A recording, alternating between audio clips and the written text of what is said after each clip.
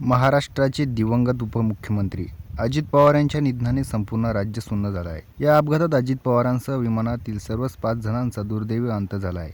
पण आता या विमान अपघाताबाबत एक गोंधळ निर्माण करणारी बातमी समोर आली आहे. ज्या विमानातून अजित पवारांनी प्रवास केला होता त्या विमानाचा पायलट जिवंत असल्याची बातमीने खळबळ उडाली आहे. याबाबत आता पायलटच्या पत्नीने इंस्टाग्राम पोस्ट लिहित आपले पती जिवंत असल्याचं सांगितलं आहे. सोशल मीडियावर चुकीची माहिती आणि फोटो व्हायरल झाल्यामुळे हा गोंधळ निर्माण झाला आहे. अखेर संबंधित पायलटच्या पत्नीने सोशल मीडियावर पोस्ट शेअर करत सत्य परिस्थिती जगासमोर आणली आहे. नेमका गोंधळ कुठे झाला? बुधवारी सकाळी लिअरजेट 45 या विमानाने मुंबईहून बारामतीकडे उड्डाण केले.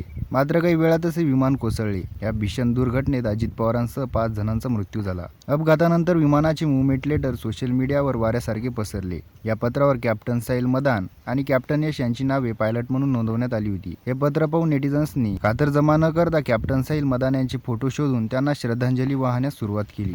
कॅप्टन साहिल मदान यांचा फोटो सर्वत्र व्हायरल झाल्यावर त्यांच्या पत्नी प्रसिद्ध मेकअप आर्टिस्ट संजाम सहनी यांनी इंस्टाग्रामवर एक स्पष्टीकरणाची स्टोरी शेअर केली. त्यांनी अत्यंत कळकळीने विनंती केली की कृपया बातम्या थांबवा. कॅप्टन साहिल मदान माझे पती आहेत आणि ते त्या अपघातग्रस्त विमानात नव्हते. ते पूर्णपणे सुरक्षित आहेत. संजाम यांच्या या खुलाशानंतर सोशल मीडियावरील अफवांना पूर्णविराम मिळाला. केवळ कागदपत्री नाव असल्यामुळे हा मोठा गैरसमज झाला होता. मिळालेल्या माहितीनुसार विमानाने उड्डाण करण्यापूर्वी शेवटच्या क्षणी वैमानिक बदलण्यात आले होते. मूळ नियोजनानुसार कॅप्टन साहिल मदान जाणार होते, परंतु ऐनवेळी ही जबाबदारी कॅप्टन सुमित कपूर यांच्याकडे सोपवण्यात आली. नियतीचा खेळ असा की ज्या विमानाचे सारथ्य सुमित कपूर यांनी केले त्याच विमानाला भीषण अपघात झाला आणि त्यांचा दुर्दैवी अंत झाला. एकीकडे राज्याने एक मोठा नेता गमावला असताना दुसरीकडे सोशल मीडियावरील चुकीच्या माहितीमुळे एका जिवंत व्यक्तीला मृत घोषित करण्याचा प्रकार घडला आहे. पण साहिल मदान यांच्या पत्नीने दिलेल्या स्पष्टीकरणामुळे यामागचं सत्य समोर आले आहे.